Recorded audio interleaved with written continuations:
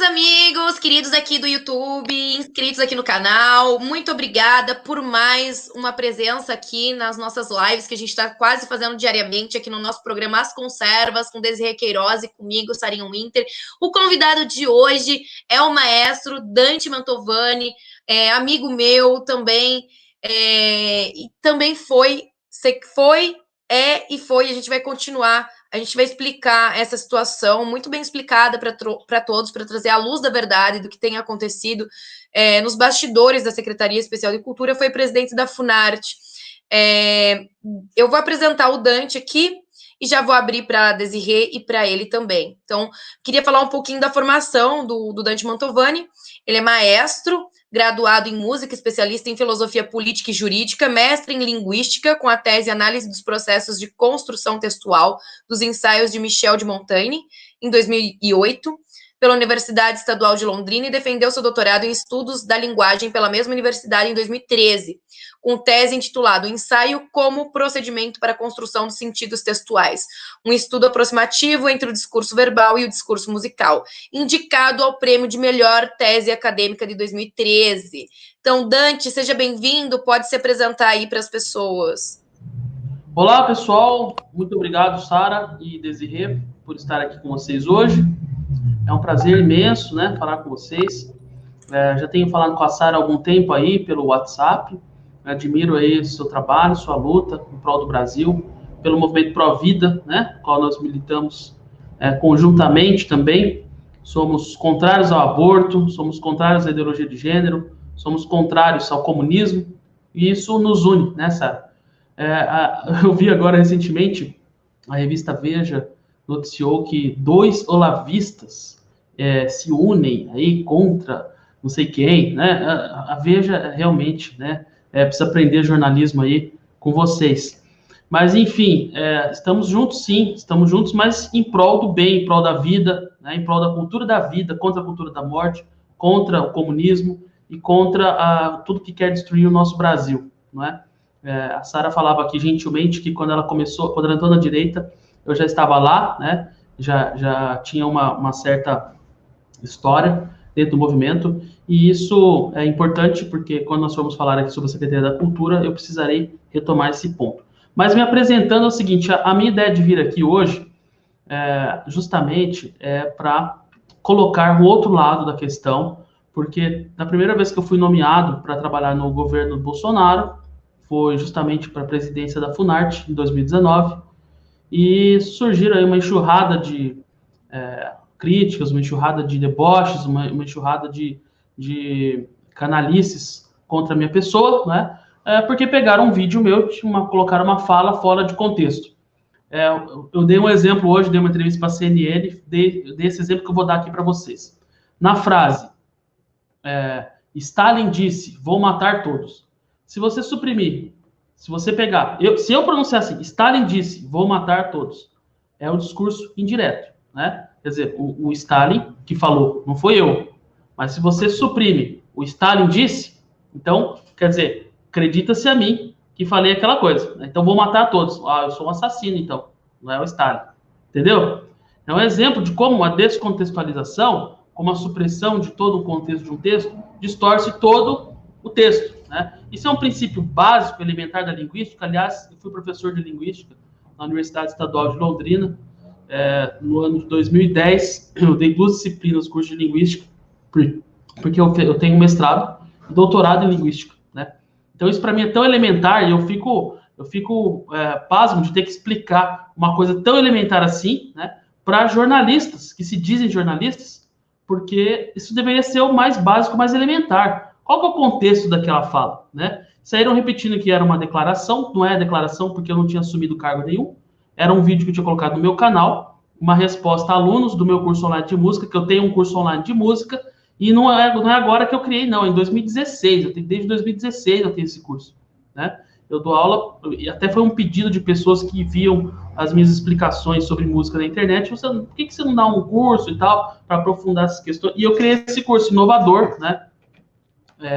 Depois vieram outros, mas eu fui um dos primeiros que criaram um curso online de música. Aliás, eu gostaria até de indicar O site é seminariodemusica.org, tudo junto, seminariodemusica.org. Vocês podem acessar lá e vocês vão ver e vão comprovar isso que eu estou falando. Tem mais de 100 aulas lá, tem quase 120 aulas gravadas desde 2016, ininterruptamente, esse curso acontece. E eu gravei uma aula, deixei essa aula aberta no YouTube. Esse foi meu erro, deixar essa aula aberta, né? Eu devia ter deixado no modo privado e mandado por e-mail dos alunos. Mas algumas aulas eu deixo aberto pela importância do tema, né? E aí foram lá, pegaram essa aula e uma curta frase que eu mencionei na aula, na qual eu cito 3 livros de 3 autores diferentes, de 3 países diferentes, certo? Isso tudo foi suprimido. E ficaram só repetindo a fala. E aí pegaram aquela fala para dizer, esse cara é louco, tá falando uma bobagem muito grande aí, tá falando abobrinha, né? E não pararam para refletir, para analisar de uma maneira ampla, dentro do contexto, e muito menos me deram direito de resposta. Então, eu resolvi, depois que eu saí da Funarte, né, da primeira vez, que todo mundo que me pedisse entrevista eu ia dar. Até porque eles usam meios de comunicação em massa para jogar mentiras, para jogar um monte de calúnias, difamações em cima de pessoas que são da direita, que são conservadoras, né? A gente tem que aproveitar os espaços que nos dão, correto? Senão fica só a versão deles. E eles têm uma multidão de hienas estúpidas, ignorantes, analfabetas, que ficam debochando aí nas redes sociais, enfim, falando abobrinha e fazendo render o assunto, né? A intenção é o quê? É descredibilizar as lideranças conservadoras. Isso lhe parece familiar? Eu sei porque a Sara já foi vítima disso também, né? É um monte de gente aí que fica falando mal dela, tá certo? Mas é aquela coisa, ninguém taca pedra em árvore que não tem fruto, né? Então, a gente que faz um trabalho pela direita, um trabalho pelo conservadorismo, é muito atacado. Por quê? Porque, inclusive agora, eu estou vendo que a coisa está muito mais intensa. Porque nós estamos vivendo um período de intensificação da guerra contra o conservadorismo, da guerra contra o nacionalismo, né? Várias nações se levantaram no mundo inteiro, né, contra a dominação globalista, contra a esquerda, contra as mentiras da grande mídia, que, aliás, todos os veículos de grande mídia eles repetem a mesma linha editorial, vem tudo do mesmo centro globalista, né? Tem aquele oráculo do George Soros, Project Syndicate, né, que eu já falei bastante sobre isso na internet, nos programas de rádio que eu participava aí, falei sobre isso, que é um sindicato de veículos de mídia que criam conteúdos e distribuem para o mundo inteiro. Eles compram vários veículos de comunicação no mundo inteiro e aí o mundo inteiro solta as mesmas notícias ao mesmo tempo. Isso aconteceu, por exemplo, em 2018, na época da eleição do Bolsonaro, e replicaram um monte de mentira, um monte de calúnias contra o Bolsonaro no mundo inteiro, ao mesmo tempo, e a mesma notícia, entendeu? É óbvio que é um negócio coordenado. Quando a primeira vez que eu sonhei a Funarte, fizeram isso comigo também, comigo e com outros, principalmente eu, o Roberto Alvim e o Sérgio Camargo. Nós somos os mais atacados, né? Saiu, inclusive, na CNN americana, na primeira página, uma matéria descendo o pau em mim, no Sérgio Camargo, no Roberto Alvim e no Felipe Martins também, que, segundo eles, nós éramos um perigo, né? Nós éramos os gestores da cultura perigo para o Brasil. Nós somos um perigo para o Brasil, né? Porque somos conservadores. Então, saiu também no The Guardian, né, que é o veículo lá do Greenwald, Greenwald lá, como é que é o nome dele? Greenwald, né? Glenn Greenwald, mas a gente chama popularmente de Verdivaldo aqui no Brasil. Verdivaldo, esse mesmo. O Dante, eu queria que você desse uma historiada aí, contando pra gente como que você chegou até a primeira vez que você assumiu a Funarte. Por que você acha que quem que te escolheu, quem botou lá, por que você acha, onde que seu currículo se encaixa nessa questão da cultura, e quais foram os projetos que você desenvolveu no tempo que você ficou à frente da Funarte? E eu queria pedir, antes de você responder, eu queria fazer uma pergunta para a Desirê, que eu acho que vai dar um contexto na sua resposta, Dante. Desirê, você já trabalha na administração pública há muitos anos, e é um tema que as pessoas não conseguem entender muito. Então, quando a gente consegue, tipo assim, se a gente está há 4 anos na administração pública e conseguiu aprovar 2 projetos, as pessoas acham que é falta de trabalho, quando na verdade a gente tem uma superestrutura que nos impede, que nos barra, uma superestrutura burocrática que vai nos barrando, nos impossibilitando de passar bons projetos, programas de governo para frente. Eu queria que você desse esse panorama para as pessoas entenderem o que é esse trabalho da administração pública, que não é lá chegar e falar assim, vou executar. Que você tem que falar com o seu coordenador geral, que você tem que falar com o seu diretor, falar com o seu, enfim, e essas coisas acabam atrasando. Aí você dá o seu panorama para as pessoas entenderem um pouco da administração pública e o Dante pode falar um pouco como que ele chegou até lá e quais foram os projetos que ele desenvolveu. Boa noite, pessoal. É uma honra estar aqui mais uma vez com a Sarinha e principalmente com esse convidado especial, que é o Dante Mantovani, e que é um cara que realmente tem um conhecimento intelectual. A gente sabe o quanto a nossa classe intelectual está desfalcada no Brasil, e isso não é de hoje. Então, esse reavivamento de posições de representatividade de pessoas conservadoras e que realmente entendem de cultura, uma cultura não com viés ideológico de esquerda, mas sim que leve em conta as nossas tradições, é muito importante. Então, eu quero deixar aqui o meu comentário para dizer que você é muito bem-vindo, viu, Dante? É uma honra estar aqui com você.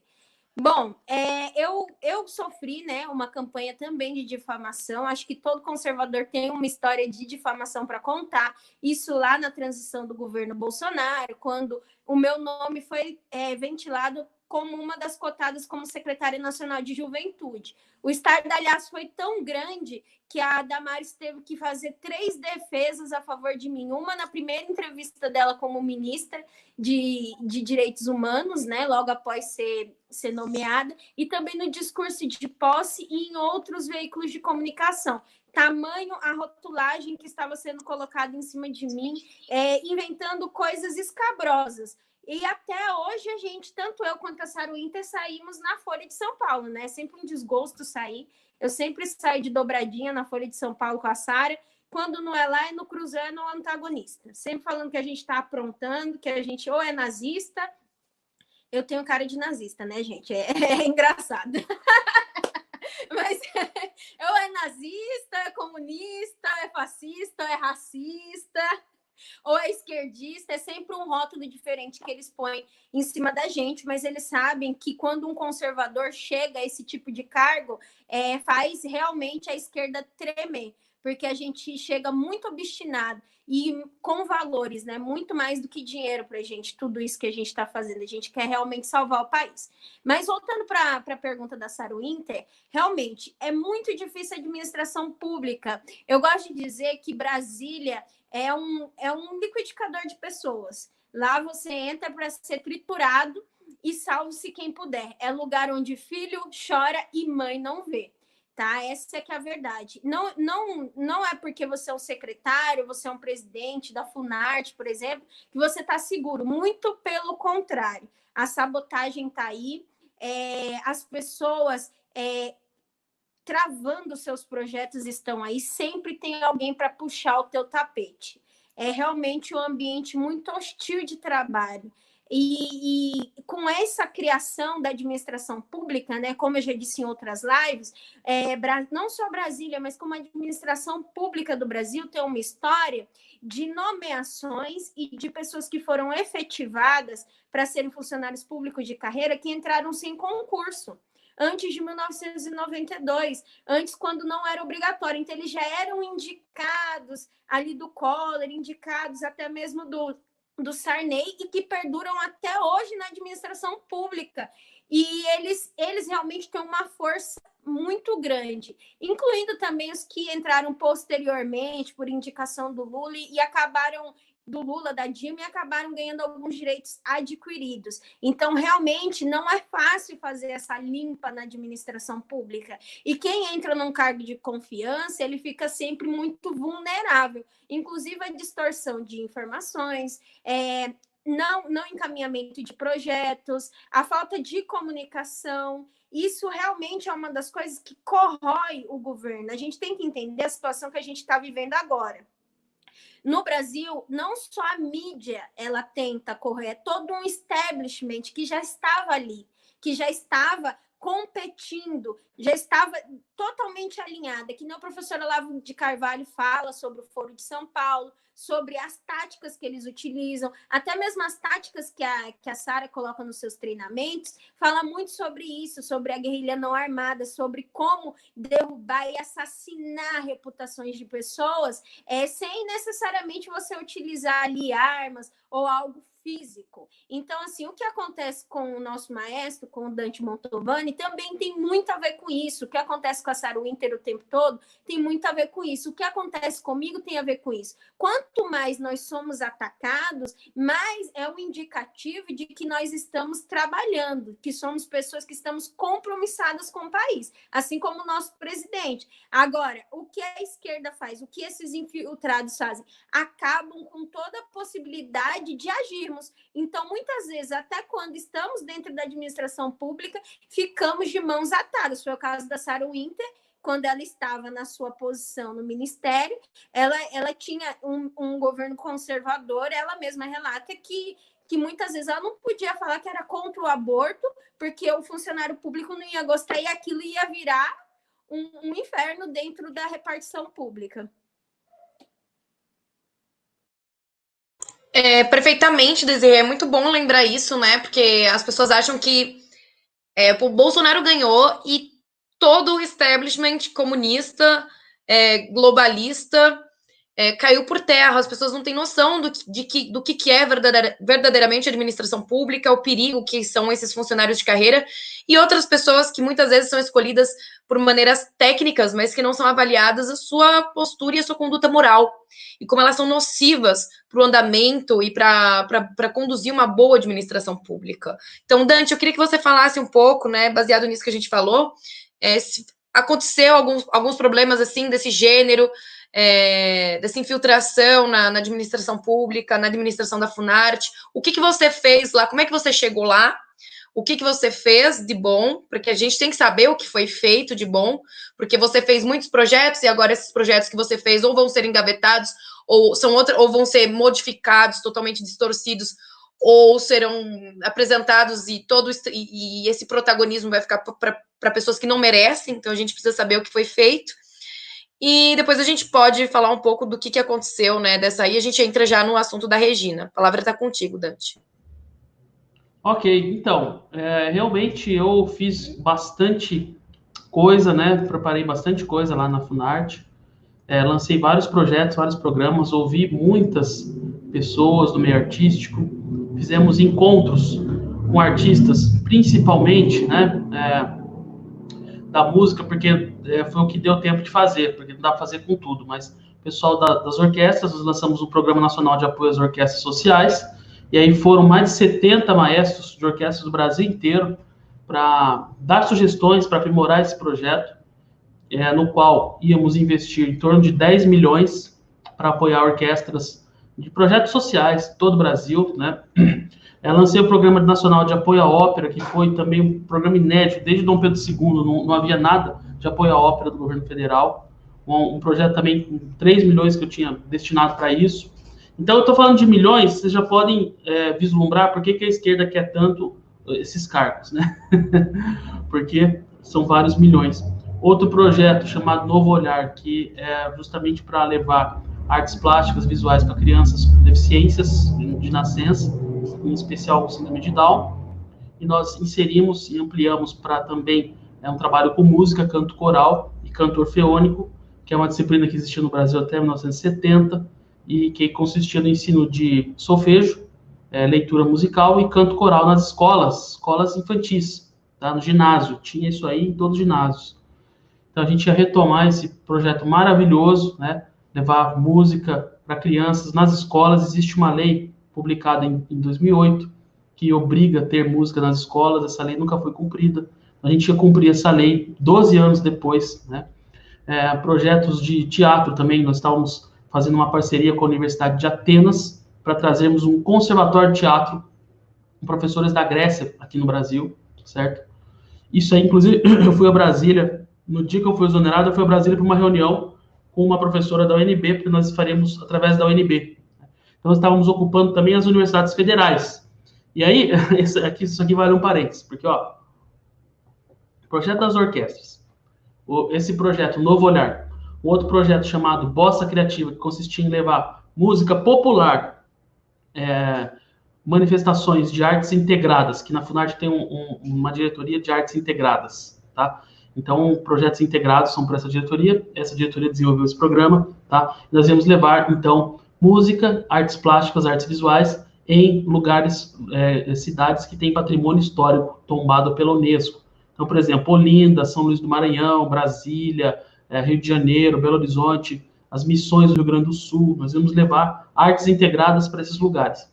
Esse projeto Bossa Criativa, o projeto Novo Olhar, que vai levar música, que iria levar música e canto coral para as crianças das escolas, o projeto das orquestras sociais, que ia montar, o objetivo era montar, em todas as cidades do Brasil, uma orquestra social para ensinar o jovem a tocar violino, ensinar o jovem a tocar violoncelo, flauta, clarinete, bombardino, trombone, e tirar o jovem da droga, né, da vida do crime, dar uma oportunidade profissional, que isso é o país que fizeram isso, tem jovens hoje que estão profissionalizados e tocando no mundo inteiro, né, porque a música é um mercado mundial, as pessoas não param para pensar nisso, mas é real. A quantidade de músicos do Brasil que estão no exterior muito bem, muito melhor do que se estivesse no Brasil, é tremenda, né? Então, quando você sabe tocar um instrumento, você é um bom músico, você tem empregabilidade não só no Brasil, mas em qualquer parte do mundo, entendeu? Então, a gente ia resolver também o problema do desemprego, o problema das drogas, o problema do ócio da juventude, né? Falei esse projeto para a Damares, ela adorou, né? Ministra Damares, e ela queria que eu fizesse nos quilombos, né? Que ela trabalha lá com os quilombolas. Tanto que ela ontem foi uma das primeiras pessoas a me parabenizar pela minha nomeação, né? Porque justamente, não, vamos retomar os projetos, né? Vamos retomar. Não durou muito, né? Então, esses projetos, olha, Rio de Janeiro, 2020, apesar dessa catástrofe, que isso vale uma live só sobre isso, dessa pandemia, né? E das medidas que os governadores estão tomando, que isso é pior do que a pandemia até, né? Certas medidas são até piores. Então, o Rio de Janeiro, 2020, capital mundial da arquitetura, certo? Capital mundial da arquitetura. Então, nós levaríamos os projetos da Funarte, eu já tinha acertado isso com a Prefeitura do Rio, o secretário de Turismo, Paulo Jobim, nós levaríamos toda a nossa produção, tudo que tivesse de programa, tudo, dentro dos eventos do Rio 2020, para levar arte, cultura, música, dança, teatro, para esse evento, onde teria gente do mundo inteiro, né? Só de arquitetos viriam 50 mil pessoas, tirando os holofotes do mundo inteiro voltados para o Rio de Janeiro, certo? Seria maravilhoso. Infelizmente, essa pandemia aí, eu não sei se vai ter isso mais, né? A gente não sabe o que vai acontecer com o Rio de Janeiro, mas faríamos isso. Esse projeto, projeto também de dança, nós estávamos querendo fazer uma turnê do balé Bolshoi, lá de Joinville, em todo o Brasil. Eu liberei uma emenda de 500 mil lá para o balé Bolshoi, estabeleci uma relação. Para quem não sabe, o balé Bolshoi do Brasil é a única filial que existe no Brasil do Bolshoi da Rússia. Aliás, a única filial do mundo fica no Brasil, certo? Então, é uma coisa que nem todo brasileiro, obviamente, tem condições de ir para Joinville assistir isso aí, tá? Então, a gente ia fazer circular. O Programa Nacional de Apoio à Ópera, que eu já falei também, consistiria na circulação de ópera do Teatro Municipal de São Paulo, Teatro Municipal do Rio de Janeiro, pelo Brasil, e pessoas de vários lugares do Brasil virem para o Rio de Janeiro, para São Paulo, para as grandes capitais, assistirem montagens de ópera, tá? Programa Nacional de Valorização do Artista. A ideia era criar campanhas publicitárias para os artistas em início de carreira, né, para terem um início de carreira, porque é muito difícil o artista no começo da carreira ter um apoio, né? Então a gente faria isso aí. Eu fiz um projeto, eu consegui aprovar antes de eu sair, que foi a oficina de capacitação para gestores culturais lá no norte. Então todos os estados do norte receberão essa oficina. Isso aí já ficou pronto antes de eu sair, né? Muita coisa não ficou pronta. Por quê? Porque isso que a Desirê estava explicando. Tem várias etapas burocráticas, mas esses projetos estavam prontos, estavam tramitando, entenderam?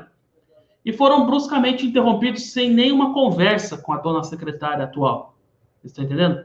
Que é uma coisa, assim, absolutamente surreal. Mas, enfim, voltando aos projetos.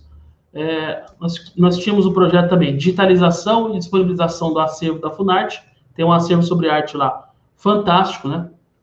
E íamos fazer uma parceria lá com o Instituto Brasileiro de Informação e Ciência e Tecnologia, o IBICT, né? E implantaríamos todo um sistema para consultas desse acervo, que tem lá um acervo monumental, né? Que tem croquis, tem figurinos, tem fotos antigas, cartazes de peças de teatro do século XIX, discos, CDs, LPs, enfim, tem um acervo maravilhoso, né? E isso também, não sei agora como é que vai ficar. Conseguimos ampliar o orçamento. Quando eu entrei, o orçamento para 2020 seria de 12 milhões. Eu consegui, através desses projetos e outros, né, ampliar para 38 milhões. Então, quase que eu quadrupliquei o orçamento da Funarte, né? Isso tudo, gente, eu fiquei 3 meses, tá? Fiquei em 3 meses eu fiz isso aí. Ó, mas tem mais coisa, tem muito mais coisa. Vou até resumir. Ampliação do orçamento e a modernização da Funarte como Agência Nacional de Artes, que a ideia era justamente transformar numa agência, modificando toda a estrutura administrativa, modernidade na gestão, né, para destravar as coisas, para as coisas acontecerem mais rápido. Um exemplo de agência, a Ancine. A Ancine é muito mais fácil fazer as coisas na Ancine do que na Funarte, porque a Ancine é uma agência. A agência tem autonomia, não precisa ir lá pegar a verba lá no Ministério, né? Nós tivemos a sorte de conseguir essas verbas, mas podíamos não ter conseguido, entendeu? E a gente conseguiu com muito trabalho, empenho, ligando todo dia, indo em Brasília, porque nem todo mundo sabe, mas a sede da Funarte fica no Rio de Janeiro, tá? Então, quando você ir em Brasília, eu tenho que pegar um avião de Brasília, do Rio para Brasília, certo? Então, a gente também fez um projeto, o Sistema de Indicadores de Arte e Economia Criativa, né? Que foi, isso aí eu cheguei a assinar esse convênio, cheguei a assinar, pouco antes eu saí, uma parceria com o IPEA, que é o Instituto de Pesquisa Científica. Para quê? Para ele mensurar, tá? Em termos quantitativos, econômicos e monetários, né? Todo o retorno financeiro do investimento em arte. Então, por exemplo, o projeto Bossa Criativa, que iria levar essas artes integradas para cidades do patrimônio histórico. Ia ter uma apresentação lá na feira, na Praça Central lá de Olinda, né? E aí tem lá tapioca, tem lá a rede hoteleira, né? Tem todo um circuito econômico que envolve o turismo e que ia ter aquela apresentação federal ali, né? No programa federal. E o IPEA iria lá para fazer a mensuração econômica, ver quanto que está gerando de receita do município a ida do nosso programa lá. Para nós termos depois dados, falar aqui, ó, investimos nisso aqui, olha o retorno financeiro disso. Então, a mentalidade que o Brasil ainda não tem é de que a arte é um investimento. A arte é algo que dá retorno, né? Então, o governo, o Estado, investir em arte, tem retorno. Muita gente acha que não. Acha que é despesa desnecessária. Sem falar no ganho educacional, no ganho intangível, no ganho imaterial, né? Mas também é um ganho financeiro, econômico mesmo, tá? Por que não unir as duas coisas? Ganhar dinheiro não é ruim, tá certo? A gente tem que acabar com essa mentalidade comunista, socialista, de que o dinheiro é ruim. O comunista, ele acha o dinheiro ruim na mão do outro. Se for na mão dele, ele acha maravilhoso. Vai ver lá o Kim Jong-un, se ele não tem bilhões aí guardados na conta dele. Fidel Castro tinha bilhões. Lula, bilhões. Né? Todo esse pessoal aí tem bilhões, os comunistas. Né? Agora, quando tá na mão do outro, aí é ruim. Entenderam? Por que o comunista não gosta de dinheiro? Dinheiro é ruim, coisa né? Enfim, degenerada. Mas, quando tá na mão deles, é maravilhoso. Muito bem. Então, a ideia justamente era fazer essa mensuração, para a gente saber, inclusive, onde investir mais. Vocês vejam que é uma gestão extremamente técnica e até científica. Outra coisa, quando eu cheguei na Funarte, eu fiquei impressionado o estado dos prédios. Né? O estado dos prédios deplorável, uma lástima, tudo caindo aos pedaços. Tava ruim? Nossa! Tudo caindo aos pedaços, certo? Uma coisa, assim, deprimente de se ver. E outra, em teatros federais, tá? Como o EBC lá de São Paulo, tá só o esqueleto do teatro, né? O espaço da Funarte em São Paulo, por exemplo, com problema no ar-condicionado, energia elétrica caindo, todo dia caía energia, desarmar energia, que a instalação elétrica é inadequada. A sede da Funarte em Brasília, alagando, chove, alaga, certo? A sede de São Paulo, para vocês terem uma ideia, tem mendigo dormindo lá em frente. Né? Virou assim uma coisa muito abandonada, né? Também os espaços internamente, todos muito mal cuidados. É óbvio que isso vem de gestões anteriores, certo? A Funarte tem 17 imóveis no seu nome. E todos, o estado deplorável, Partido Alferes, que é justamente uma cidade próxima ao Rio, onde a Funarte tem um espaço lá, caindo aos pedaços, e está perigo de desabamento, certo? Aí, inclusive, tem um processo judicial correndo, a Funarte está sendo responsabilizada por isso, né? Vem de gestões anteriores, eu cheguei lá, assumi isso aí. E o que eu fiz? Eu contratei, pela Universidade Federal de Minas Gerais, um projeto de engenharia e arquitetura. Porque o que acontece? Você não pode executar nenhuma obra se você não tiver projeto de engenharia e arquitetura. E bombeiros, e toda a parte técnica aí. Aí a UFMG tinha um valor muito abaixo do valor de mercado, e tem todo um departamento, né, de arquitetura, de engenharia. Fiz esse TED, Termo de Execução Descentralizada, com a UFMG, para a reforma de todos os espaços da Funarte. Estavam começando, o dia que eu fui exonerado, eles estavam exatamente em Partido Alferes, fazendo uma inspeção lá, com os engenheiros. E eu espero que isso tenha sido mantido. Naturalmente, se tivesse prosperado a minha renomeação ontem, eu daria continuidade a tudo isso, né, e ampliaria ainda mais. Mas não foi o que aconteceu. E outra coisa, esses TEDs, eu fiz o TED, então, com a FMG, como eu falei para vocês. Fiz também com a UFRJ, tá? E aí vem a incompreensão da própria direita. Ah, mas você fez um acordo com a Universidade Federal. A Universidade Federal só tem comunista, né? Bom, vamos pensar uma coisa. A universidade só tem comunista, certo? E aí ela existe, não existe? Existe.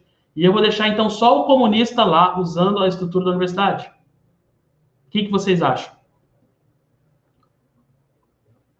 Então, o que eu fiz? Dante, eu acho que isso é incrível. Coisa também depois.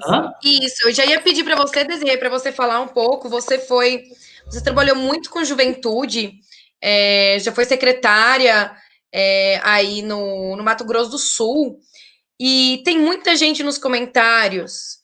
A cultura, né, para o brasileiro médio. O brasileiro médio, ele tem aquele pensamento de que a cultura é coisa de esquerda, que eu acho uma babaquice sem extremo, né? É justamente por esse tipo de pensamento que a cultura e esses espaços importantíssimos para o desenvolvimento do imaginário das pessoas, para o desenvolvimento de tudo, né? Que a gente precisa no Brasil para lutar pela nossa soberania, para desenvolver pessoas numa escala hierárquica que eu imagino que seja uma camada 6 para cima, entendeu? Então, o brasileiro médio acha que a cultura é coisa de esquerda. E eu vi muita gente comentando aqui ao contrário, e me surpreendeu muito. Então, acho que nesse pequeno espaço que o Dante esteve à frente, ele conseguiu, por mais que a mídia batesse, eu acho que ele conseguiu bastante expressar como as pessoas estavam ouvindo os projetos aqui nos comentários, elas estavam maravilhadas e ninguém está entendendo por quê. Se os projetos são tão bons e se o currículo do cara é tão bom, por que diabos ele foi exonerado? As pessoas não estão entendendo isso.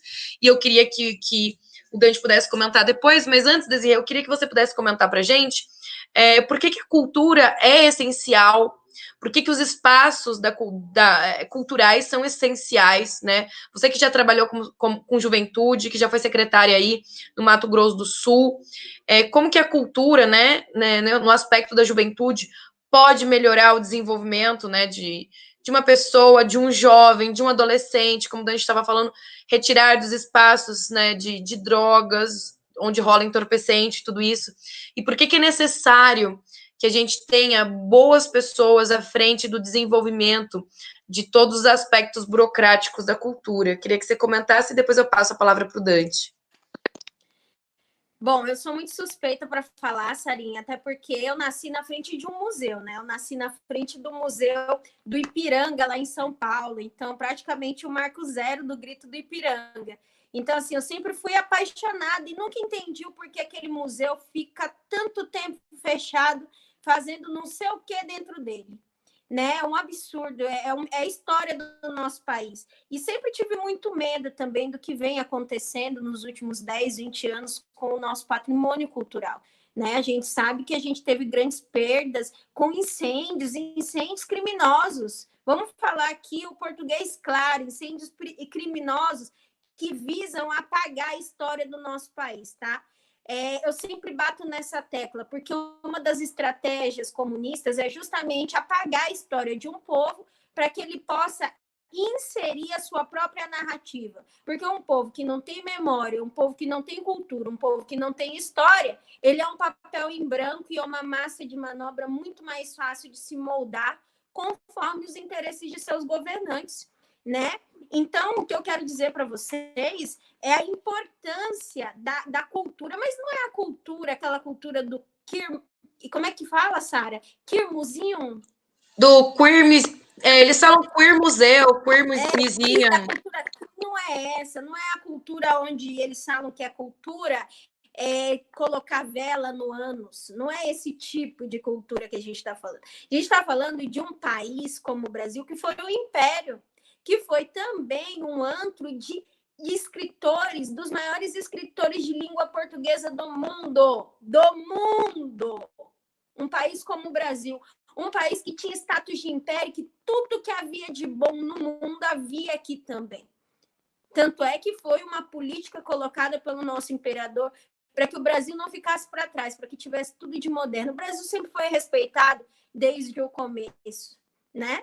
Então, e como grande nação, nascido para ser grande, e por milagre somos grandes ainda na América do Sul. Então, a gente não pode esquecer de quem somos. Muito do nosso complexo de vira-lata vem da nossa falta de memória, da grandeza do povo brasileiro, onde os nossos verdadeiros heróis são substituídos como caras como Zumbi, ou outras figuras que são colocadas de maneira caricata. Então, a gente não pode esquecer isso. Quando se fala de música, quando se fala de ópera, quando se fala de desenvolver crianças com esse tipo de arte, a gente está falando de um resgate da educação clássica. Para quem não sabe, na época da Era Clássica, a educação do jovem, né, que antes de ser cidadão ali na Grécia, era basicamente esportes, literatura e música. Era basicamente isso, e isso formou praticamente os maiores gênios e que fizeram as maiores obras, inclusive pensando em modelos de governo ou de leis que pautam o nosso regramento das maiores democracias do mundo, em qualquer lugar do mundo, que ainda dão certo até hoje. E por que a gente ignora? Ignora tudo isso, né? Numa das lives anteriormente, Sara, eu lembro que a gente conversou, né? Que antigamente a educação, eu gosto muito de fazer esse link entre a cultura e a educação. Eu acho que andam juntas. Não dá para separar isso, tá? Faz parte. Quando a gente fala de criança, de uma nação, e quando a gente fala de unidade, a gente tem que falar de educação junto com cultura. E é justamente essa visão que o Dante coloca aqui para a gente. E é por isso que eu falo que é uma honra estar aqui ao lado dele, conversando sobre esse assunto, porque é justamente o que nós brasileiros precisamos saber. Antigamente a educação ela era proveniente, a nossa educação, depois que nós nos tornamos cristãos, né? Ela era para formar santos. Lembra que a gente tinha conversado isso, Sara Winter? E depois essa educação ela queria formar cidadãos bons. Né? Esse foi o objetivo com a evolução da sociedade. Com a revolução da sociedade, o que se queria era formar ali cidadãos, né, que tivessem ali pelo menos uma convivência cívica. Com esse marxismo espalhado, com toda essa questão que aconteceu, a educação tinha como objetivo formar operários, trabalhadores. E hoje em dia, o que é que a educação? Qual que é o objetivo da educação? São seres humanos totalmente teleguiáveis. Então, quando se fala de um projeto que busca incluir, resgatar, puxar a história, porque quando a gente fala de cultura e tradição, tá, de música, a gente fala de coisas que foram moldadas através do tempo, conforme o que é o ser humano. Então, assim, isso é completamente consonante com o que somos. Por isso a música, ela nos traz emoções, ela nos traz energia, ela nos traz nostalgia. muitas vezes desperta tanto a tristeza quanto a felicidade por intermédio de uma boa música. Então, isso faz parte do que somos como humanos. E quando você ensina isso para uma criança, que ela tem um contato com a realidade muito maior, ela está muito mais crua, ela se reconhece como um ser social, ela se reconhece como uma criança que está ali e que está na Terra. E hoje em dia a nossa educação, a nossa educação, inclusive musical, que é justamente um dos comentários que foram descontextualizados do Dante, justamente é esse fenômeno que ocorreu no século XX, de você colocar a música como algo artificial. A música como algo artificial, com objetivos comerciais e que muitas vezes tem ali um objetivo mais de propaganda. Eu não sei se foi isso que ele falou, mas é isso também que eu entendo nos estudos, ou pelo menos o que o professor Olavo de Carvalho fala sobre essa questão da música. Então, assim, é muito importante, são áreas cruciais que a esquerda deixa patrimônios históricos, registros, tudo se perder, e muitas vezes ele está com fogo nisso, e que, na verdade, poderia ser a chave para o progresso da nossa nação. Perfeito comentário, Desirê. Eu vou aproveitar a oportunidade. Ó, o pessoal que está mandando superchat, muito obrigada por acreditar aqui no nosso programa aqui das conservas, tá? Lembrando que todos os superchats que vocês mandarem vai aparecer aqui na tela, tá bom? O Dante, as pessoas estão todas sem entender, as pessoas estão assim, elas estão inconformadas que você não está mais na presidência da Funarte. Eu queria que você explicasse um pouco o que aconteceu, por que você foi exonerado da primeira vez, se o seu trabalho estava tão bom, se o seu currículo é tão bom, as pessoas estão impressionadas com os projetos aqui e elas não estão acreditando que você fez isso tudo em 3 meses. Elas não estão acreditando nessa eficiência porque o brasileiro não está acostumado com isso, né?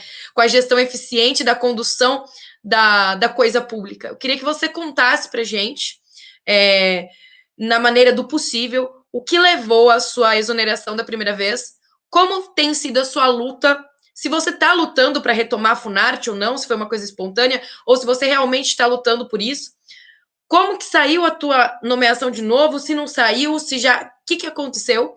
E eu queria reiterar, gente, que eu conheço, quando eu vim para a direita, comecei a conhecer a direita, na verdade...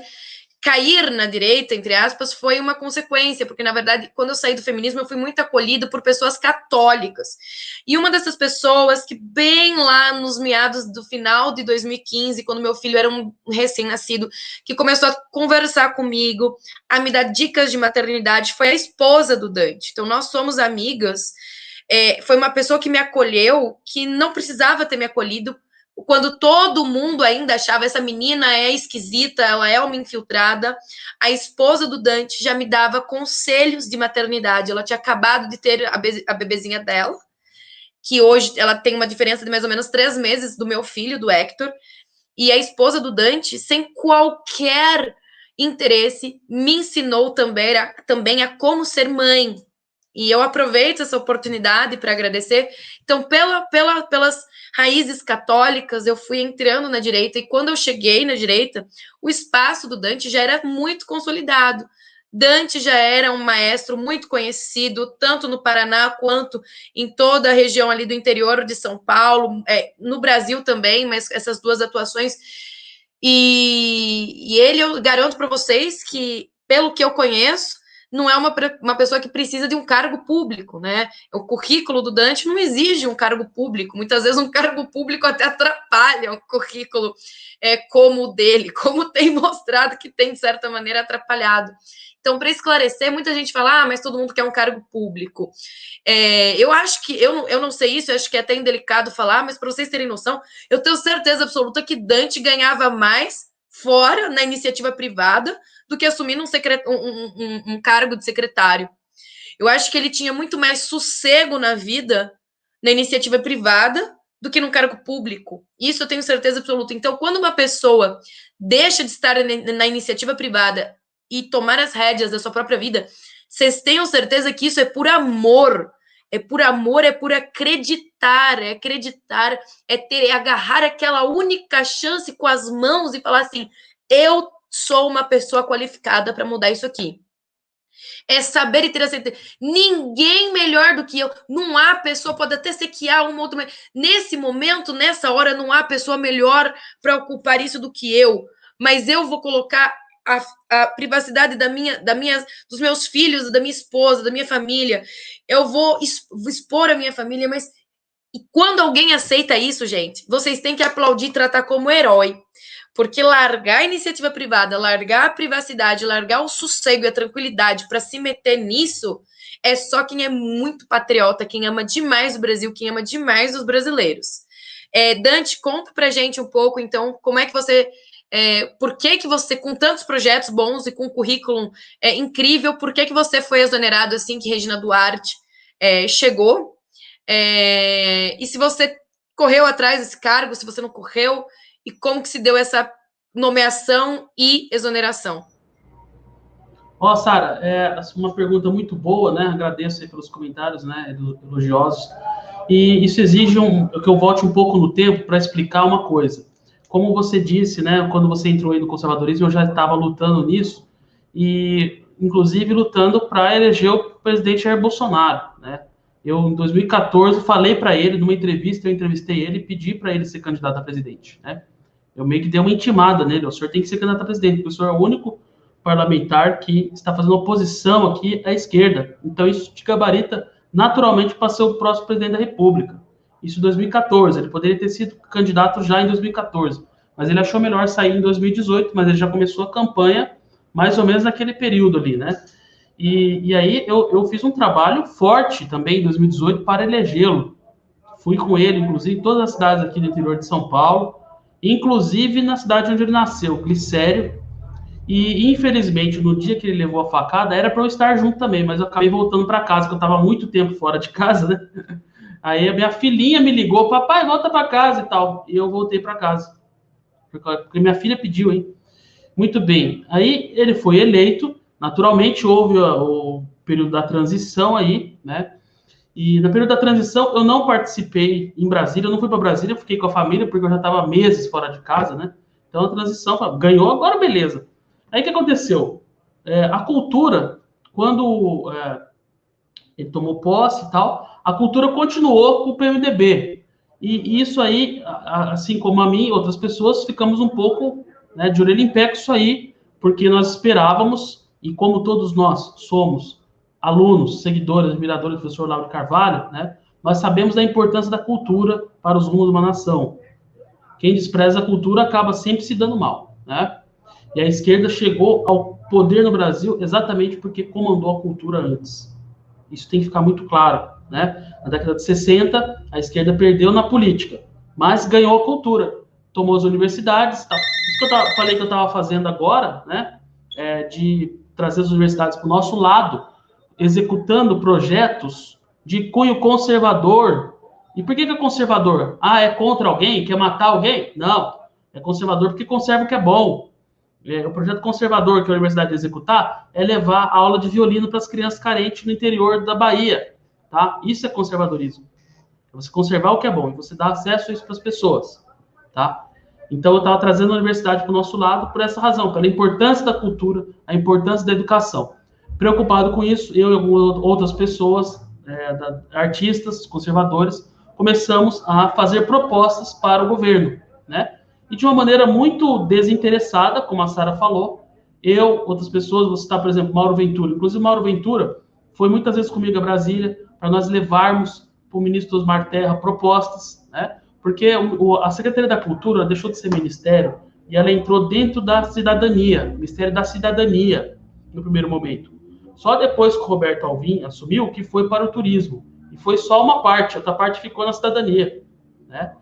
E nós queríamos que o governo de Jair Bolsonaro, conservador, adotasse uma pauta conservadora na cultura. É pedir demais isso? Não é pedir demais. Ora, o governo conservador tem que ter uma cultura conservadora. Nós vamos ter um governo conservador e vamos deixar a cultura na mão da esquerda, né?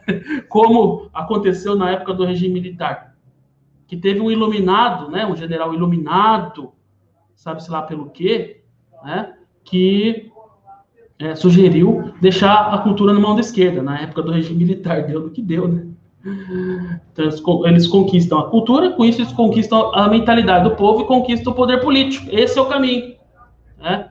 Então, assim, eu e essas pessoas preocupadas com isso, levamos propostas, sugestões. Inclusive a sugestão das orquestras sociais, eu já levei naquela época. Então, eu já estou com esse projeto das orquestras há muito tempo, né? Levei lá para o ministro e eu pensei assim, pô, entreguei para o ministro, beleza, se ele fizer, tá ótimo, minha missão está cumprida aqui. Só que eu comecei a ser chamado para mais reuniões, comecei a ir para Brasília direto, as pessoas me chamavam, e aí aconteceu o seguinte, o secretário, que era da época do Osmar Terra, caiu, o Henrique Pires, e caiu por quê? Porque estava promovendo uma agenda de esquerda, dentro da Ancine, certo? E isso chegou ao conhecimento do presidente Bolsonaro. O presidente Bolsonaro também quer desaparelhar a cultura. Ele quer tirar a esquerda da cultura. Então, ele deu espaço para os conservadores assumirem, com a equipe do Roberto. O Roberto Alvim, ele chegou depois. Ele chegou bem depois desse grupo que eu estou falando para vocês, que eu tinha junto com outros artistas e intelectuais conservadores. Ele chegou depois, e só que como ele era um dramaturgo já muito renomado, tinha muito status midiático, né? Era conhecido da mídia, conhecido de todo mundo. Então, o presidente resolveu aproveitar esse bafafá todo para dar uma oportunidade para ele. E aí, quando ele assumiu, como eu e outras pessoas já estávamos auxiliando o Ministério, de um modo geral, dentro da área da cultura, nós estávamos direcionando todas as ações. Inclusive, eu fui em reuniões do Conselho Superior de Cinema, né, na Casa Civil, e conseguimos mudar uma série da Ancine, uma série de reuniões para Brasília, estava tudo no Rio, consegui mudar para Brasília uma época, e eu estava participando disso tudo. Aí depois chegou o Alvim, e eu estava lá, ele estava no meio, e ele foi nomeado secretário, né, e aí me ligou e pediu para eu assumir a Funarte. Eu falei para ele, mas é no Rio de Janeiro? Pô, eu sou de São Paulo, Rio de Janeiro é foda, hein? Não dá para ficar em São Paulo, não? Ele falou, não, tem que ir para o Rio de Janeiro. Aí eu falei, porra, que droga, vou ter que ir para o Rio de Janeiro. Aí, falando, mas você vai poder investir em cultura, assim, assado e tal, né? Aí falou tudo que tinha estrutura, aí eu falei, então tá bom, então eu vou para o Rio. Aí fui assumir lá, né? E o que aconteceu foi que o Alvim foi exonerado, né? Acho que menos de 2 meses depois da nomeação dele, ele foi exonerado por conta de um vídeo infeliz. E aí todo mundo ficou, todos os conservadores que entraram junto com ele, né? Acabaram ficando numa situação muito delicada, porque a mídia fez questão de, enfim, atrelar todo mundo, como se fosse uma coisa... Foi um vídeo infeliz dele, ele mesmo falou, foi só eu que fiz esse vídeo. Ninguém ajudou, ninguém me deu essa ideia. Foi uma ideia minha, né? Ele reconheceu que foi uma ideia infeliz. Só que aí tentaram atrelar todos nós aquele vídeo infeliz, com o qual eu não concordo em absolutamente nada, até porque eu sou maestro, eu sou músico, e eu sei muito bem o teor da obra de Richard Wagner, que ele usou naquele contexto. Então fica difícil você dizer, né? Você desatrelar, porque já tem todo aquele contexto. Então, eu teria aconselhado ele a colocar uma outra música, a fazer um outro discurso, né? E outra coisa, eu tentei trazê-lo para o Rio de Janeiro naquele dia, que eu dei uma entrevista coletiva, falando desses projetos que eu falei para vocês aí. E a mídia foi lá e, acreditem, milagre, um grande milagre eu consegui, hein? Eu não sou santo, mas consegui um milagre na minha vida. A mídia em peso falou bem desses projetos. Não teve uma crítica aos projetos, esses que eu apresentei. Falaram bem, colocaram de uma maneira bem colocada. Só que um dia depois veio o vídeo do Alvim, vocês estão entendendo? E aí já começou aquela bombardeio. Aí surgiu o nome da senhora Regina Duarte. E ela não se pronunciava se ela ia assumir, se não ia, estava naquela dúvida. Então ficou 1 mês e meio nesse imbróglio, né? Entre a saída do Alvim e a assunção dela foi mais ou menos 1 mês e meio. E eu tentei falar com ela nesse mês e meio e não consegui. Então não consegui apresentar esses projetos para ela. E ela já chegou com uma ideia pronta e ela que foi responsável pela minha exoneração. Ela, quando ela assumiu, né, no mesmo dia que ela assumiu, ela mandou me exonerar. E ontem, mesma coisa. Eu fui chamado pelo presidente, né? Aí ela foi lá e disse o seguinte, ela condicionou a permanência dela, porque eu já fiquei sabendo isso aí. Informaram, ela falou, se o Dante ficar, eu saio. E o presidente não queria que ela saísse, então acabou cedendo, né, a questão aí do que ela pediu. Mas o que eu posso dizer é o seguinte, uma semana antes, eu conversei com o interlocutor no Palácio do Planalto e me chamaram de volta com a missão exatamente de desesquerdizar a cultura, certo? E eu estava empolgado com isso, porque da outra vez, o que acontece? Eu tive dificuldade para exonerar esquerdistas, porque estava uma estrutura complexa, ia para a cidadania, para o turismo, muito complexo. Aí eu pensei assim, agora eu vou conseguir colocar gente de direita, né, pela primeira vez, porque veio ordem de cima, certo? Mas a dona Regina aí, realmente, ela acha que a cultura tem que ficar na mão da esquerda, infelizmente. Porque eu até falei na CNN, me perguntaram hoje da CNN, a senhora acha que a Regina Duarte pode fazer uma gestão boa dentro desses princípios conservadores que você está falando aqui? Porque eu falei assim, eu não sei se vocês acompanharam, mas eu falei que o governo conservador tem que ter uma pauta cultural conservadora, certo? Eles falaram, a senhora acha que a Regina Duarte tem condições de fazer isso? Eu falei, eu acho, se ela quiser. Se ela quiser, ela tem. Porque existe uma estrutura tremenda dentro dessa secretaria. Fala, mas aqui deixou de ser ministério, mas continua tremendo o negócio. Tem 530 cargos de confiança, para vocês terem uma ideia. Certo? Tem um orçamento de 1,5 bilhão a cultura. E a Ancine tem mais 1,5 bilhão, então tem 3 bilhões de orçamento. Tá certo? 3 bilhões. Se você quiser, como secretário, qualquer um de nós aqui que for secretário, consegue fazer o que quiser, meus queridos, o que quiser, entendeu? Agora é o seguinte, o critério que eu uso para analisar situações não é a fala, não é o discurso, não adianta falar, certo? Eu posso chegar para vocês aqui e falar para vocês um monte de lero-lero, um monte de conversa linda, mas o que importa são meus atos, tá certo? Eu posso chegar para vocês aqui e falar, eu detesto usar paletó. Gente, eu acho que quem usa paletó é idiota. Aí eu tô aqui de paletó. Que porcaria que é essa? Não tem relação nenhuma o que você falou com o que você está fazendo. Né? Então, assim, o que eu posso falar? Ex-cátedra, ou seja, de cadeira, que eu vi por dentro. Talvez as pessoas, o povão, não esteja familiarizado com isso, né? Não saiba, mas eu sei porque eu vi de dentro. A senhora Regina Duarte só nomeou gente da esquerda, ligada ao PSOL, né? Quem estava lá de presidente interino até anteontem é um ativista do PSOL, certo? E acho até por isso que o presidente mandou me nomear, porque é desconfortável essa situação, né? Ele sabe que eu sou de direito conservador. Ninguém é perfeito, gente. Eu sou cheio de defeitos. Mas eu não sou de esquerda. E eu acho que tem que ter coerência. O governo de direita tem que ter gente de direita, ora. Ainda mais que vocês estão falando aí que eu fiz um bom trabalho. Eu não sei se eu fiz um bom trabalho. Vocês falaram, né? Mas, assim, pelo menos eu não sou de esquerda. Eu não vou colocar uma campanha contra o presidente Bolsonaro, que é de direita. Você está entendendo? Que mas direita, esquerda, é uma simplificação. Bom, presidente conservador, que tem os valores dele, os valores que o elegeram, pauta conservadora, família, né, propriedade privada, direito à legítima defesa, não ao aborto, não à ideologia de gênero. Então, como é que você coloca gente que é a favor disso tudo? Que é a favor do globalismo, que é a favor da ideologia de gênero, que é a favor do aborto, que é a favor do ele não, né? Que é a favor de disposições que mostram gente pelada, né? Isso aí, ou seja, pessoas vinculadas com Marcelo Freixo, pessoas vinculadas com o seu João Dória. O número 2 da cultura hoje estava trabalhando no governo João Dória até ser nomeado, certo? E não só ele, também o Aldo Valentim, também colaborador do Sérgio Saleitão, que é do governo do Dória. E agora o mais grave de tudo é algo que a pastora Jane Silva, que foi a secretária adjunta, ela falou isso aí na live com o Oswaldo Eustáquio, inclusive.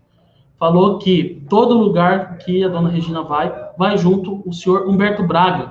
Esse cara esse senhor, parece que ele já tem 80 anos, né? Ele é o quê? Ele é o Rasputin.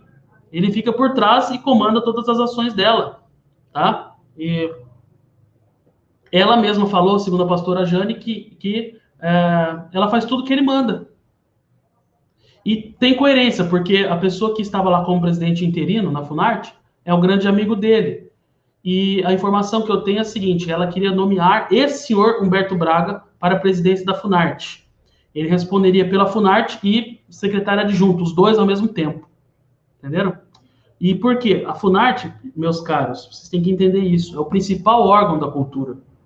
É o principal órgão da cultura, tá? Porque é ele que executa as políticas culturais. E tem um detalhe que muitas pessoas não sabem também. A Lei Rouanet passa toda pela Funarte. A Funarte dá todos os pareceres da Lei Rouanet. Então, a Funarte é o lugar mais estratégico. A esquerda não aceita, não admite perder a Funarte. É propriedade deles. Vocês estão entendendo? É propriedade deles. Não aceitam alguém de direita na Funarte.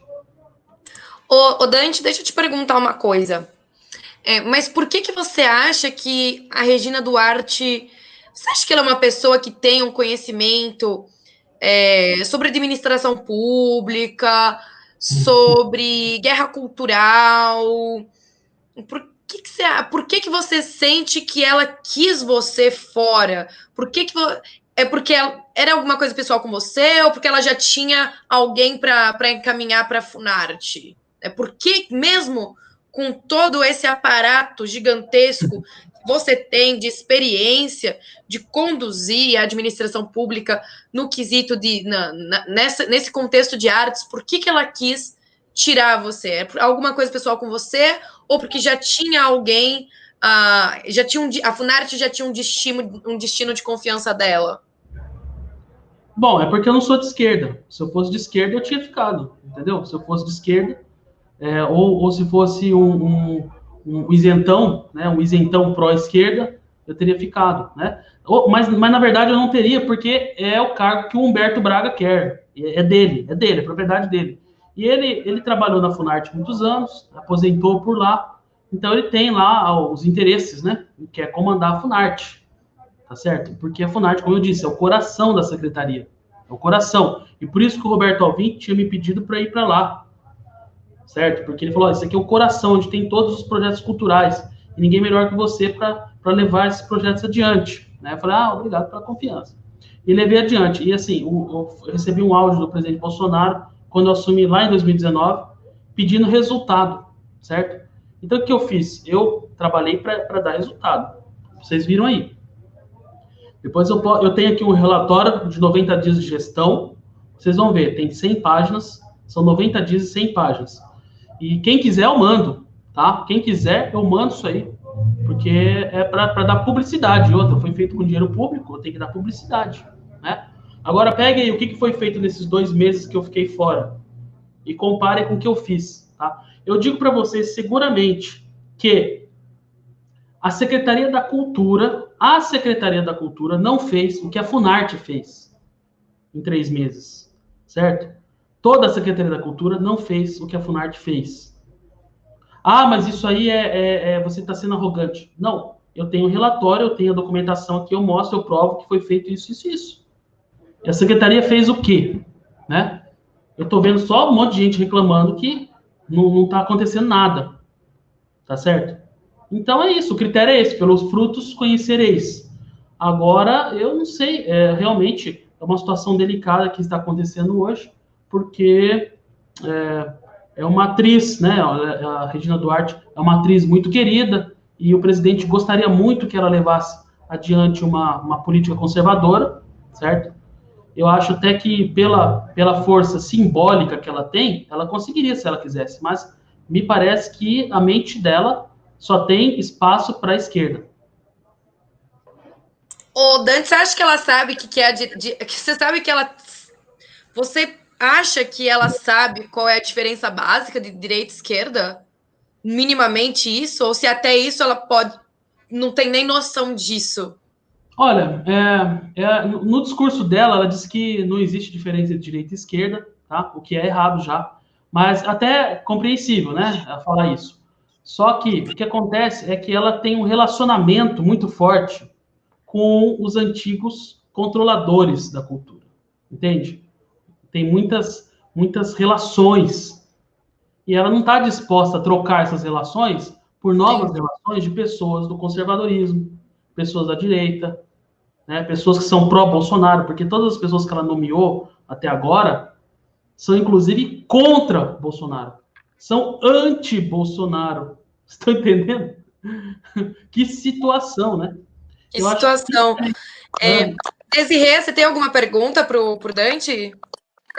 Eu acho que está tranquilo, né? Em relação a essa questão da Regina Duarte, eu também fiquei surpreendida com a nomeação dela, quando ventilaram o nome dela. Eu achei muito interessante falar no nome dela pelo fato dela ser uma atriz antiga, que defendia, né? Que estava ali de verde e amarelo nas ruas e que estava defendendo o que a gente achava ser uma pauta conservadora. Mas eu estou bem decepcionada com os posicionamentos dela ou até omissões, né? A gente sabe que, por exemplo, a gente teve uma decepção muito grande com o ministro Sérgio Moro, porque ele foi omisso em questões muito cruciais para nós, que fomos o eleitorado, que elegemos o nosso presidente, em questões que são muito sensíveis para nós conservadores. E ela também peca por essa omissão. E tudo isso que o Dante coloca sobre o fato dela estar seguindo ordens de alguém de confiança dela, não do presidente, né? Alguém ali que pode estar controlando ela de alguma forma, isso realmente, para mim, não é surpreendente, embora entristecedor. Eu acho que a nossa cultura, a nossa cultura merece muito mais. Infelizmente, mais uma vez, a gente fica esperançoso, mas às vezes nem sempre é possível sustentar essa esperança por muito tempo. Perfeitamente, Desirê. Eu acho que a gente está quase caminhando para o final da live. Eu acho que foi muito esclarecedor, Dante. Vou abrir para você falar mais um pouquinho, tá? Sobre essa. Acho que as pessoas querem entender melhor essa questão da Regina com relação a você ter sido nomeado de novo e daí não ter e já ter saído. Tem muita gente que está comentando. Tô muito feliz porque o Dante voltou. Que bom que o Dante voltou. Então, muitas pessoas ainda nem sabem, sequer sabem que você não assumiu. Então, olha, tô vendo a alegria das pessoas. E eu queria que você falasse um pouquinho como se deu isso e o que você vai fazer daqui para frente, né? Tem muita gente que já está aqui fã e que quer continuar seguindo o seu trabalho. E o que você vai fazer daqui para frente? Então já indica o meu canal no YouTube aí, que tem vários vídeos, inclusive eu regendo orquestras, né? Eu dando palestra, dando aula sobre música, eu explico bastante coisa sobre música. Dê uma olhada no meu canal lá, tá? É Dante Mantovani Oficial, no YouTube. E, inclusive, lá tem as outras entrevistas que eu dei também, que eu coloco tudo lá. Muito bem, você está perguntando aí sobre essa recente nomeação. O que aconteceu foi o seguinte, quando eu fui exonerado a primeira vez da Funarte, na verdade, ontem eu não fui exonerado, foi anulada a minha nomeação, é diferente, né? É igual aconteceu lá com o diretor da Polícia Geral, da Polícia Federal. O Ramagem. Alexandre Ramagem. Aconteceu exatamente a mesma coisa comigo. A nomeação foi anulada, certo? Muito bem. Então, ela não chegou a produzir efeitos. Aí, então, o que aconteceu foi o seguinte. Quando eu fui exonerado a primeira vez, eu voltei aqui para São Paulo, né? E eu tenho aqui minhas coisas, como você falou, né? Tem meus negócios aqui, minha vida, minhas coisas todas aqui. E continuei tocando aqui meus projetos. Claro que com um problema grande por causa desse Covid aí, né? Então, esse Covid aí atrapalhou muito. Mas funcionou o foco. Só que assim, todo dia, Sara e Desirê, e pessoal que está nos acompanhando, pessoas lá da própria Funarte, né? Primeiro era assim, ai Dante, volta pelo amor de Deus, volta pelo amor de Deus, porque esse aqui tá muito ruim, esses caras não fazem nada, esses caras são muito parados, eu vou pedir as contas se você não voltar, entendeu? Um monte de gente falando. Eu falei, ó, pessoal, vocês não é para mim que vocês têm que falar isso, entendeu? Vocês têm que falar isso aí lá para dona secretária, ela que me exonerou, né? Tá bom, aí deu uma acalmada, aí entra em contato comigo a procuradora jurídica da Funarte e fala, olha, até me chamar, não sei se ela me chamou de presidente ou de ex-presidente, fala, a situação está muito ruim mesmo, o senhor tem que voltar, o senhor tem que isso, tem que aquilo, e aí é o seguinte, uma pessoa, eu não vou falar o nome para preservar, porque senão a imprensa vai ficar batendo nisso aí, certo? Mas uma pessoa próxima do Bolsonaro, eu não sei se foi de tanto pedirem, né? Essa pessoa entrou em contato comigo. E aí começou a me perguntar, eu acho que foi uma investigação, assim, né? Como é que foi a gestão, como é que foi a saída e tal, né? E eu comecei a falar, mostrei o relatório que eu estou disponibilizando aqui para todos que quiserem, tá? A gente vê aí, entre em contato pelo meu canal, peçam por lá, eu mando por e-mail, sei lá, a gente vê uma forma, mas está à disposição.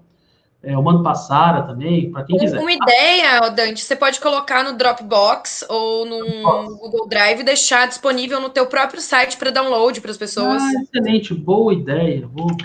Deixa disponível lá de maneira pública. Aham. Vou anotar aqui para não esquecer. Muito bem, então, eu passei esse relatório, passei um monte de documentação e tal, e beleza.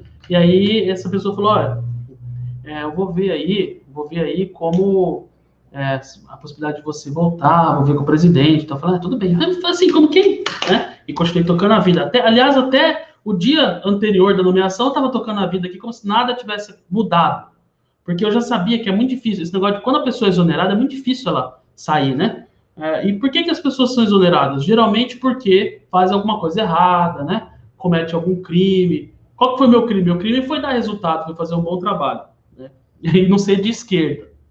Tá entendendo? Se eu fosse um esquerdista vagabundo, eu estaria lá agora. Tá entendendo? Porque ó, se eu não tivesse dado nenhum resultado, porque assim, o meu crime, né, o que eu fiz de errado foi produzir, foi trabalhar, foi dar resultado, né, e não ser de esquerda, tá? Então foi por isso que eu saí. Muito bem. Mas, o que aconteceu, né? Deixa eu ver uma água aqui. Aí, ele falou assim, essa pessoa falou assim, olha, foi enviado lá para o presidente e ele concordou e vai sair a nomeação em breve aí. Eu falei, tá bom, beleza. Sem acreditar muito. Aí me ligaram de novo, do Ministério do Turismo, já pedindo documentos. Aí mandei os documentos, tudo uma correria. Isso na quinta-feira à noite, né? Aí que eu vi que era sério o negócio. Que já recebi um e-mail com indicação formal para o cargo e tal. Recebi o e-mail e mandei os documentos. E aí, beleza, fiquei aguardando. Aí teve feriado sexta, sábado, domingo, segunda-feira, falou que ia sair segunda. Aí demorou, saiu só de madrugada. Então, na terça de manhã, eu vi que tinha saído. Foi ontem, né? Tinha saído a nomeação. Aí, beleza, saiu a nomeação. A praxe, quando sai a nomeação, é a seguinte: você tem que tomar posse, né? Aí, devido ao Covid, como não pode ir nos lugares, está tudo restrito e tal, então me mandaram por e-mail, imprimi, assinei tudo e mandei para o Ministério. Aí, quando, eu não sei, demorou para sair a posse e no fim da tarde saiu aí vi no Estadão que tinha sido anulada a nomeação. Foi isso que aconteceu. E eu fiquei sem saber, sem entender, né? Aí, hoje eu entendi, eu vi as pessoas que me deram informações, me ligaram e tudo, né, de Brasília, para informar que foi a Regina Duarte condicionou a permanência dela à minha saída, entenderam? E eu tenho certeza que isso aí é ordem do Humberto Braga.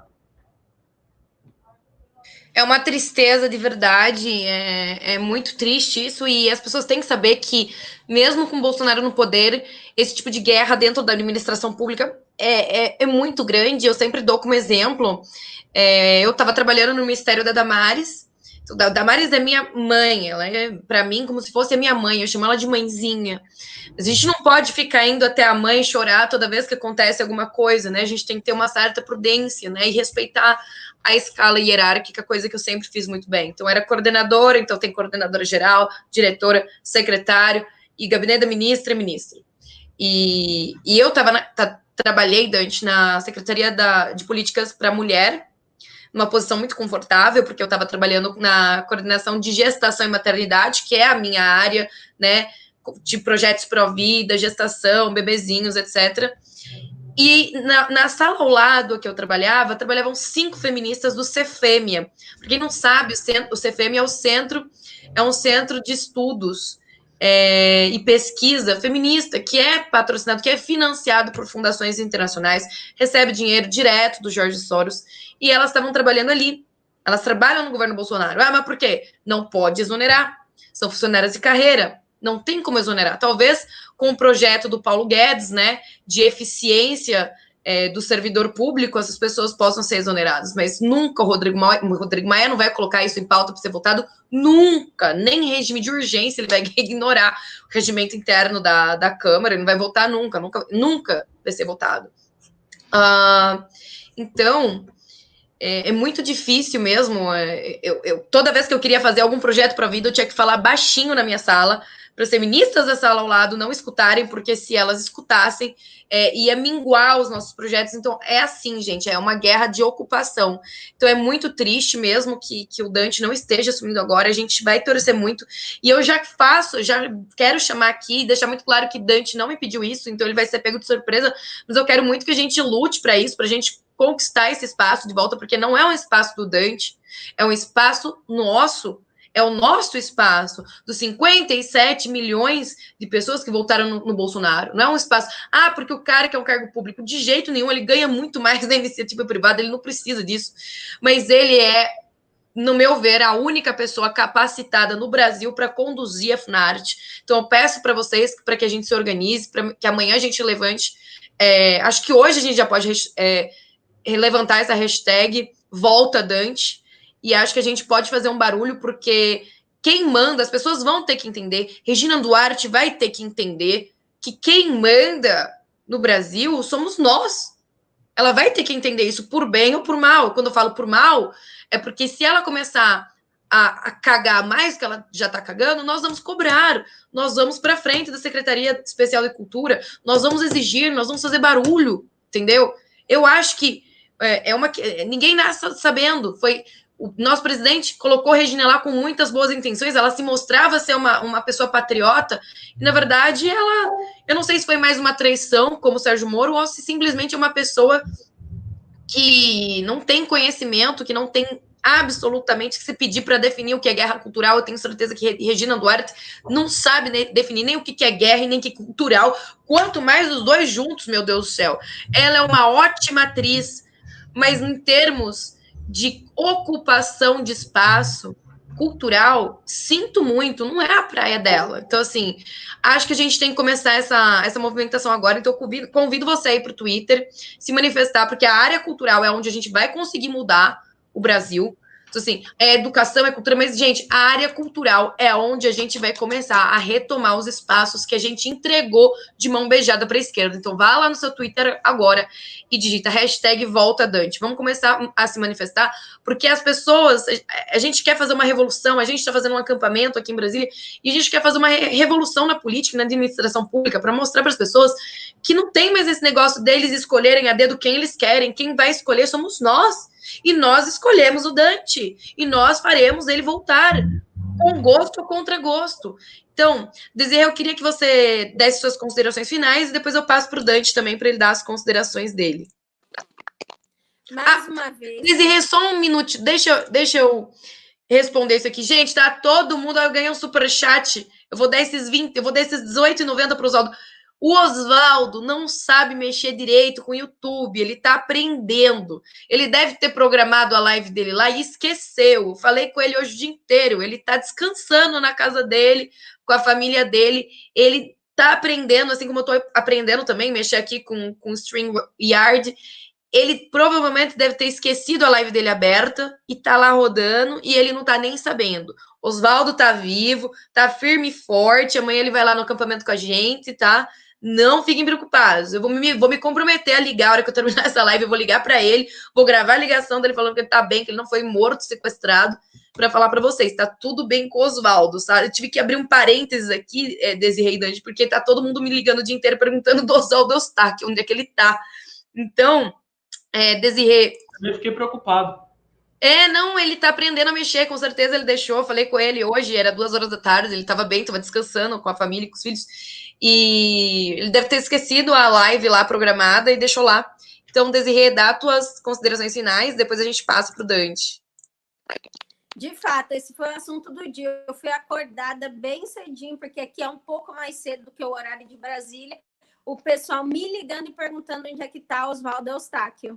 De fato, a gente estava sentindo o sumiço dele, mas tadinho, tem o direito de descansar.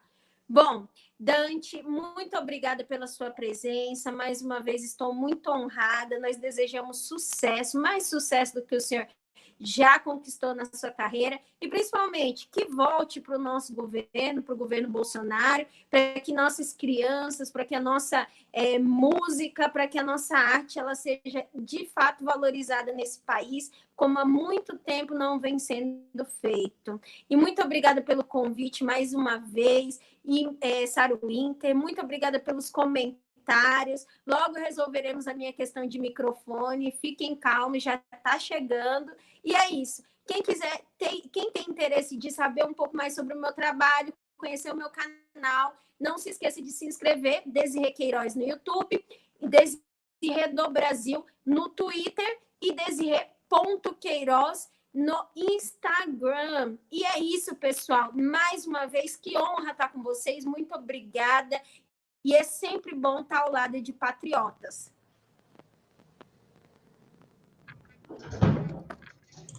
Pode falar, Dante, suas considerações finais aí para o pessoal. Já está todo mundo usando a hashtag. Então, eu ia dizer para vocês, por último, que pegando uma fala sua aí, essa coisa que eles têm de querer, né, destruir o nosso espaço, que nós conquistamos aí com 57 milhões de pessoas. E vocês vejam, quem que é mais contra o presidente Bolsonaro hoje? É a Rede Globo, não é? E quem mais me bateu, todas as vezes que eu entrei no governo, que eu saí, sempre é a Rede Globo. Sempre, eles batem mais. Vocês sabem que vários atores da Globo já foram presidente da Funarte, né? Vários. Quando eu entrei lá, tinha uma assessora de comunicação que era sobrinha de um jornalista muito famoso aí da Globo, certo? Então, assim, eles têm aquilo lá, é deles, né? Então, eu acho que a Regina Duarte, também por esse longo histórico dela com a Globo, eles têm aquilo lá por território deles, né? Então, não é do povo brasileiro, é do pessoal da esquerda, certo? E existe, na verdade, o pessoal da esquerda, eles acham que nós, conservadores, pessoal da direita e os militares, eles colocam tudo num balaio só, né? São tudo burros, ignorantes, enfim, truculentos, né? Que nós não entendemos nada de cultura. E hoje eu falei na CNN ao vivo, falei, qualquer um de vocês aqui não aguenta 2 minutos de debate comigo sobre cultura. Vocês tentam me ridicularizar, só que vocês são os incultos aqui, tá? Então, tem gente preparada na direita. Até já falei com a Sara sobre isso outro dia, Claudinha Berman está aí em Brasília, está por dentro disso, né? Mas nós temos que mostrar nesse país que nós temos pessoas de direita, pessoas conservadoras, altamente capacitadas, e mais do que isso, com gana, com vontade de contribuir para o Brasil. Agora, você não contribui com o Brasil só com belas ideias. Você tem que contribuir com ações. Você tem que contribuir, como a Sara está contribuindo, com as ações dela, de militância, certo? Contribuir como as pessoas que estão assumindo cargos e funções públicas.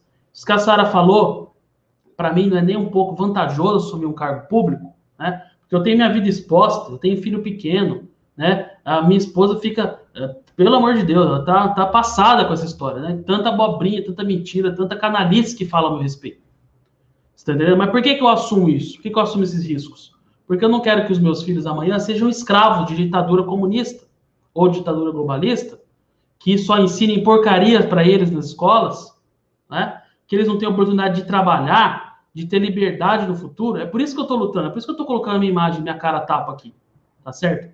Se eu fosse uma pessoa egoísta, eu ia ficar na minha vidinha aqui, fazer minhas coisas e ganhar até melhor, e não ia ter dor de cabeça. Tanto que, olha, sinceramente, eu falo para vocês aqui, abertamente, vocês estão me acompanhando ao vivo, né? Não tem script, não tem roteiro nenhum. Eu cheguei aqui 7 horas em ponto para falar com a Sara, tá certo? E dessa última vez que me chamaram para a Funarte, eu pensei assim, puta que pariu. Voltar lá agora vai ser foda.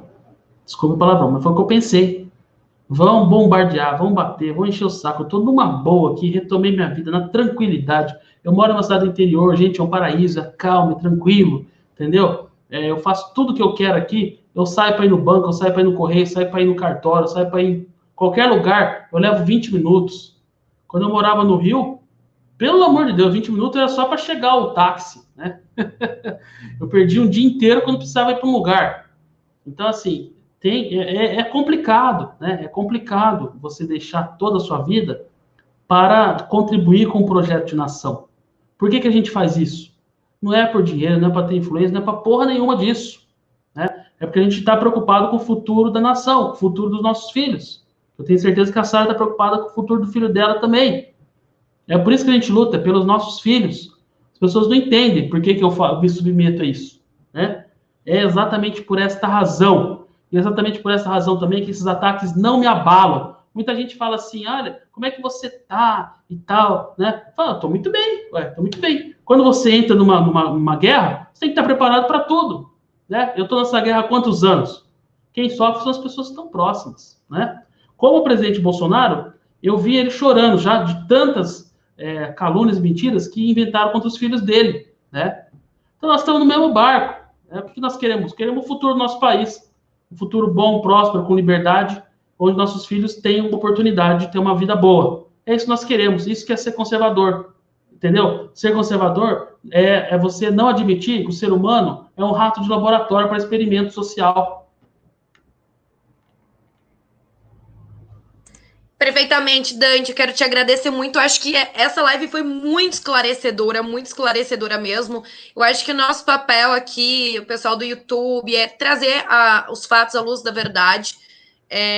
Obrigada mesmo por ter aceitado. Eu achava que era imprescindível. As pessoas faltava, Dante, faltava alguém com cara e coragem para falar: Regina não está fazendo uma boa gestão na Secretaria Especial de Cultura. Faltava alguém com essa cara e com essa coragem. Então, eu espero que as pessoas, depois dessa live, depois desse esclarecimento, tenham isso. É um momento delicado para o nosso presidente. Acabou, saiu Mandetta, saiu Moro. Então, é um momento complicado para, talvez, para sair, mas, assim, quanto mais tempo ficar, quanto mais aparelhamento houver na máquina da cultura, é pior. Ela já aproveita em embalo. Já aproveita o embalo, já vai mais uma, entendeu? 3, a gente está sabendo que não tá. Como a Desirê falou, já aproveita o embalo. É essa hora da gente fazer a triagem do joio e do trigo, né? O que é bom e o que não é bom. Então, acho que nós, como verdadeiros governantes legítimos desse país, a gente tem que manifestar o nosso descontentamento com a Regina Duarte e dar força, não é nem cobrar o nosso presidente, mas falar, presidente, se o senhor está pensando em exonerá-la, fique tranquilo, tem o nosso apoio. Acho que esse é o caminho, porque muitas vezes o presidente pode pensar, não, vai causar uma instabilidade muito grande. Esse é o nosso trabalho como militância organizada. Ir todos de uma vez e falar, presidente, se passou pela sua cabeça de exonerar a Regina, vai com gosto. Nós estamos aqui para apanhar pelo senhor. Tudo bem, é um erro, foi um equívoco, foi uma análise diferente que o senhor teve, tudo bem, não deu certo, estamos aqui para errar e aprender juntos e aceite as nossas indicações para ser colocado aí, tá? Então, Dante, muito obrigada, que Deus te abençoe muito, tá? Beijo aí para sua esposa linda, para os seus filhinhos, e estamos juntos. Não se esqueça, galera, de irem no Twitter, não adianta vocês colocarem hashtag aqui nos comentários do YouTube, porque aqui não tem Trend Topics. Então vamos lá pro Twitter e vamos subir a trend, vamos subir a hashtag Volta Dante, pra gente mostrar que quem manda nesse país somos nós. Se nós somos a maioria, nós queremos, nós temos esse direito e é um direito legítimo de nós. Obrigada, Desirê, minha amiga, por sempre estar aí conosco. E é isso. Uma boa noite a todos e a gente volta amanhã. Tchau, tchau.